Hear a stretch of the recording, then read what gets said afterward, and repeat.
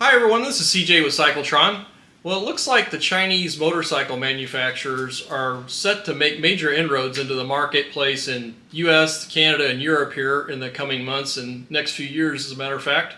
The Chinese have one of the largest motorcycle manufacturing bases in the world with over 200 manufacturers. Also, India has a significant amount of manufacturing for motorcycles. Now, this could be a question of just a quick money grab, or maybe the Chinese can only hang in there for the next several months or a few years, given all the other geopolitical issues at hand. But for now, it looks like they're going to make a serious go of it. My wife and I attended the AIM Expo motorcycle industry trade show in Las Vegas this past February. And some of the biggest representation came from Chinese manufacturers for whole motorcycles as well as parts and accessories. They seemed very committed to improving their relationship, getting relationships with dealers to get distribution of their motorcycles going forward. When we were at the AIM Expo, I talked to other industry professionals who agreed that it seemed like the Chinese were embarking on their motorcycle business 2.0 venture. If you want to consider 1.0, back when you could buy cheap motorcycles and scooters, small displacement type machines on Amazon and get them really cheap. This started over 10 years ago. The problem was you couldn't get any dealer support. You couldn't get anybody to do maintenance or repairs on them. And the Chinese did a really lousy job of parts support. So you couldn't order replacement parts even if you were a do-it-yourselfer. So most of these early Chinese offerings ended up in a landfill after a few years, as soon as there was any type of issue at all that the owner couldn't get past. And that happened pretty frequently. So as I said, this 2.0 push is to establish relationships with existing, mostly metric dealers. There's a metric dealer near me that recently discontinued Moto Guzzi offerings and now offers CF Moto, which is a Chinese manufacturer. I think this is likely to happen more and more throughout the country.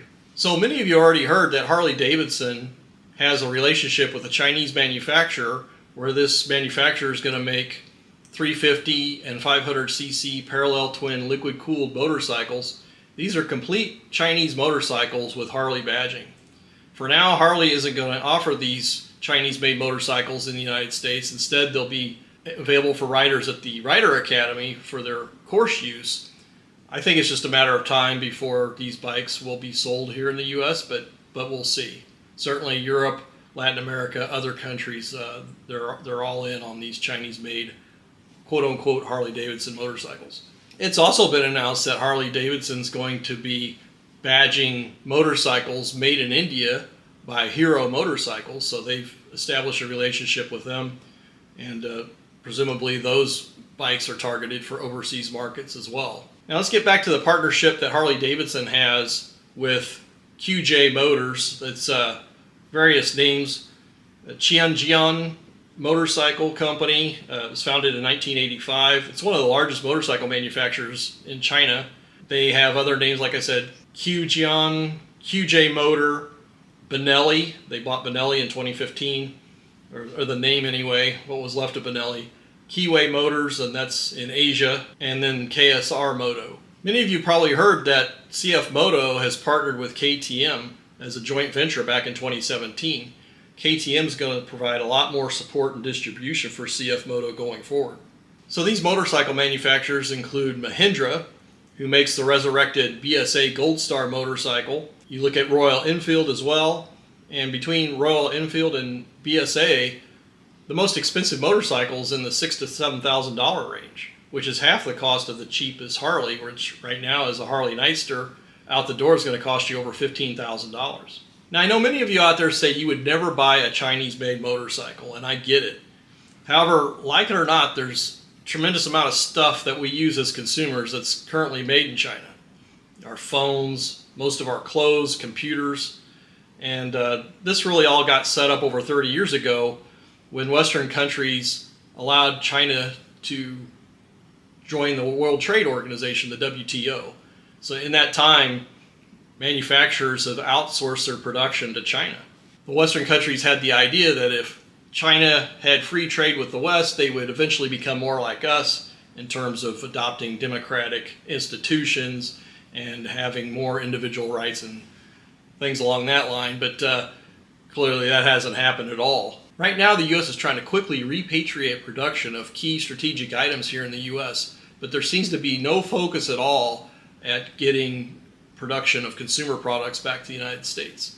If you just look at the fact that our trade imbalance with China is so big that it basically funds their military on an annual basis in China. We're having all these geopolitical issues with China. Is it making a lot of sense that we keep buying all our stuff from them? Now, I see many comments to my videos about things that Harley-Davidson should do as a company, and one of them is that both Harley and Indian Motorcycle needs to offer cheaper entry-level motorcycles. As I mentioned, the cheapest Harley right now is a Harley Nightster at $13,500. Out the door, it's going to cost you over $15,000.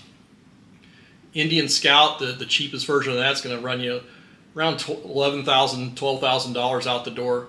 So these Chinese and Indian-made offerings are substantially cheaper than what you can get from a Japanese or American manufacturer. So that's going to have an appeal to certain people. I bought my first motorcycle when I was 22 years old. I got a used Yamaha Virago. And even then, a lot of people would give you a hard time for riding a Japanese motorcycle, but it's like, yeah, whatever. I mean, it's not like I can pay triple or quadruple the money to buy a Harley at the time. And that's situation really hasn't changed. I mean, do you expect a 22-year-old person who may be making between 15 and 20 bucks an hour gonna be able to afford a $20,000 plus motorcycle? I don't think so. So it's a matter of, do you ride by a cheap Chinese-made motorcycle or don't ride at all? I think that's increasingly going to become the calculation going forward. At this point, you have to consider that Harley has 39% of the market for motorcycles with engines over 601 cc's.